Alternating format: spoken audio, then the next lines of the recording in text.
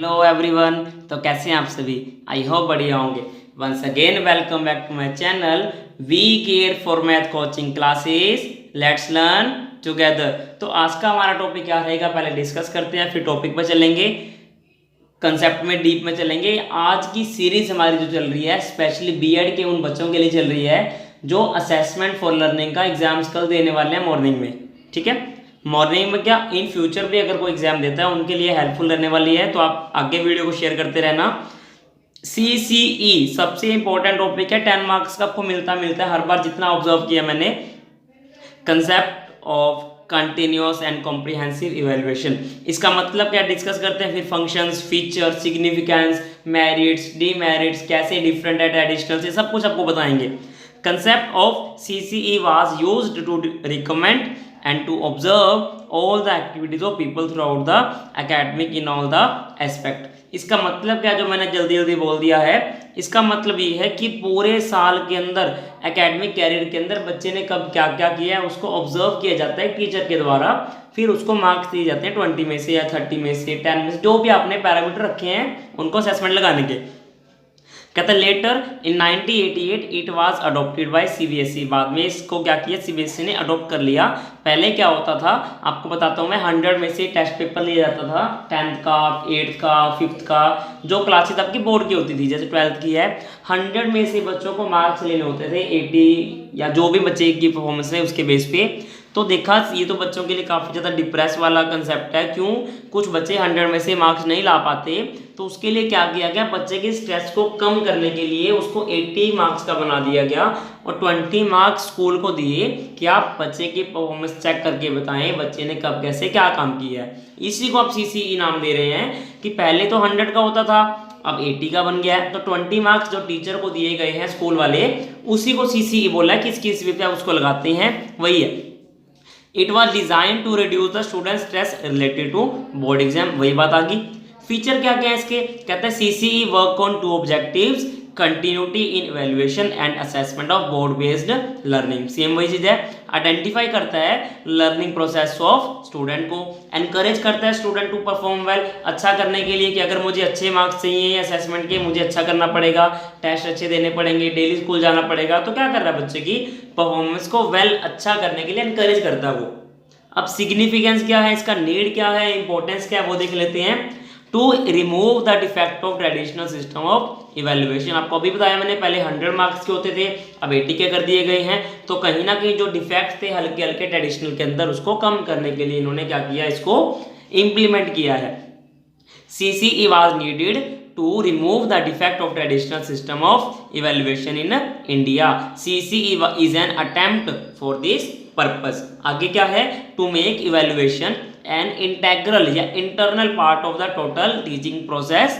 आपको बोला क्या गया है कि बच्चों को एक एज ए 20 मार्क्स की इंपॉर्टेंस समझाई जाए, वो होते क्या हैं, वो मिलते कैसे हैं। ऐसा नहीं फ्री में आपको मार्क्स 20 मिल जाएंगे, तो कहीं ना कहीं बच्चों को समझाना, उसकी इंपॉर्टेंस को समझाना कि इंटरनल एक उसको इंटेग्रल पार्ट बना दो अपने करिकुलम का, सिलेबस का, ये इसके अंदर बोल रहा है। Student use not to take burden of their other performances and make the class disturb all the time, that was why it was introduced। एक ये कारण भी था कि बच्चे पहले क्लास के परफॉर्मेंस को अच्छा नहीं मानते थे, बच्चों को डिस्टर्ब करते थे दूसरे बच्चों को, उसके लिए भी इसको इंट्रोड्यूस किया गया कि क्लास।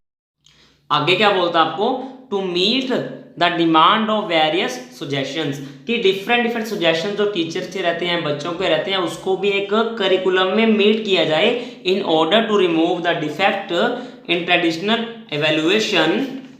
कहते हैं overall result, sorry evaluation. Commission and committee, इसमें लिखा देखो ध्यान से आप पढ़ के देखें, कहते हैं commission and committee in India changed, वो बदल दिया गया, to evaluate the people performance. People को बच्चे की बात कर रहा है, वो उनके बच्चे की परफॉर्मेंस को इवेल्युएट करने का जो पैरामीटर था उसको बदल दिया उन्होंने। अगला पॉइंट क्या है, to reduce the stress and anxiety of student. दोबारा वही बात आ गई, बच्चे बर्डन ज्यादा लेते हैं बोर्ड एग्जाम की, उसको कम करने लिए भी इसको इंट्रोड्यूस किया गया। आगे क्या है, to reduce drop out rates, कुछ बच्चे क्या है बीच में छोड़ जाते हैं कि मेरे को तैयारी तो अच्छी है नहीं, मैं पढ़ता तो हूँ नहीं, या किसी भी कारण से बच्चे स्ट्रेस में लेकर ड्रॉप आउट हो जाते हैं, बीच में छोड़ देते हैं पढ़ाई को, उसको बचाने के लिए भी, कम करने के लिए भी इसको यूज किया जाता है। It is an all round department of the प्यूपिल। Obviously all round माने पूरे through out the academic career बच्चे ने कब क्या किया, पूरा इसका जजमेंट किया जाता है। Because it is based on all kind of improvements of students through out the academic career. वही बात है ना, चॉइसेस ऑफ सब्जेक्ट, बच्चे 11th में क्या क्या सब्जेक्ट को चूज करें, वे कैसे पता लगाएंगे। Scheme of CCE is expressed to help the child make choice of the subject in class 11th on the basis of his interest and academic performances। वही बात है, इसके मेरिट्स क्या क्या हैं, फिर डीमेरिट्स करेंगे और आपका 10 मार्क्स कवर हो जाएगा। मेरिट्स क्या क्या है, it help in regular assessment to the extent and degree of the student progress. Same चीज है, हेल्प करता है रेगुलर असेसमेंट लगाने के लिए, बच्चों की एक डिग्री में इंप्रूवमेंट करने के लिए, बच्चा एक हाई लेवल पर जाए। It help the teachers to organise effective teaching strategies. कौन सा बच्चा कैसे बिहेव कर रहा है, कैसे परफॉर्म कर रहा है, इसके लिए भी कहता है, हेल्प करता है ये CCE। आगे क्या है, it serves the immediate feedback to the teachers. ये क्या करता है, इमीडिएट फीडबैक देता है टीचर्स को कि बच्चा कब क्या कर रहा है, उसी टाइम आप उसके नंबर कम कर दो। इमीडिएटली आप इसके ऊपर एक्शन ले सकते हैं, बच्चे ने यहाँ पे मिसबिहेव किया है, उसी टाइम उसके मार्क्स हम 1 डिडक्ट कर लें, 2 माइनस कर लें। आगे क्या बोलता है, it help on individual to determine the area of instructions in which more attention is required। ये हेल्प करता है टीचर्स को, बच्चों को पता करने के लिए कि बच्चा कहाँ पे लैग कर रहा है, उसको ज़्यादा अटेंशन देने की जरूरत है। आगे क्या बोलता है, it help in reducing the stress about the board exams. वही बात है, बोर्ड एग्जाम्स के स्ट्रेस को कम करने के लिए आपको कहता है, हेल्प करता है ये। Recognising and encouraging the student ability in the particular area. Same वही बात है, रिकॉग्नाइज करने के लिए, एनकरेज करने के लिए स्टूडेंट को, एबिलिटी को, परफॉर्मेंस को इन द पर्टिकुलर एरिया को हेल्प करता है बताने के लिए। आगे क्या बोलता है 7th पॉइंट में, to plan appropriate measures for the student. एक प्लान बनाता है अप्रोप्रिएट कि बच्चे की मेजर परफॉर्मेंस कैसे की जाए। लास्ट पॉइंट क्या कहता है, using non negative comment on the students performances. हर बच्चे की परफॉर्मेंस कम ज़्यादा हो सकती है, डिपेंड करता है बच्चे की सिचुएशन पे, वो कहाँ पे रहता है, या फिर वो पेपर के टाइम में बीमार था नहीं था, या फिर किसी फैमिली प्रॉब्लम्स की वजह से, या कोई भी कारण से अगर बच्चा अच्छा नहीं कर पा रहा या उसका प्रोसेस लर्निंग का थोड़ा स्लो है, उसके लिए नेगेटिव कमेंट कभी नहीं किया जाता। इसके फायदे ये हैं। अब आगे पढ़ते हैं इसके हम टूल्स एंड टेक्निक्स। कहता है ऑल इन स्कूल सब्जेक्ट, सारे स्कूल के सब्जेक्ट्स में क्या क्या टेक्निक यूज की जाती हैं CCE लगाने के लिए। बच्चों की ओरल टेस्ट लिए जाते हैं, रिटन टेस्ट लिए जाते हैं, प्रोजेक्ट वर्क बच्चों दिया जाता है, प्रैक्टिकल एक्टिविटीज भी करवाई जाती हैं। ये आपसे पूछे टूल एंड टेक्निक क्या है, आप कहेंगे सारे स्कूल के अंदर सब्जेक्ट के अंदर क्या क्या टेक्निक होती हैं। ओरल टेस्ट लिए जाते हैं, रिटन टेस्ट लिया जाता है, प्रोजेक्ट वर्क बच्चों को दिया जाता है, प्रैक्टिकल एक्टिविटीज बच्चों से करवाई जाती है। इसकी लिमिटेशंस क्या क्या वो देखते हैं फटाफट से, फिर आपका क्वेश्चन फिनिश हो जाएगा।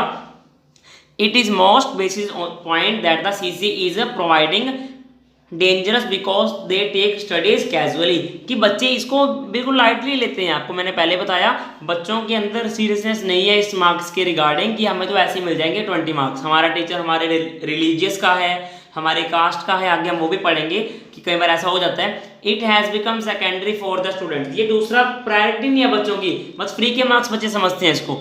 The students are busy in completing lot of project works, they have no enough time for study and read, कि बच्चों को कई बार स्कूल वाले इतना ज़्यादा काम दे देते हैं कि उनको टाइम ही नहीं मिल पाता अपने आप को पढ़ने के लिए। ये भी इसका ड्रॉबैक हो सकता है और इसकी लिमिटेशन हो सकती है।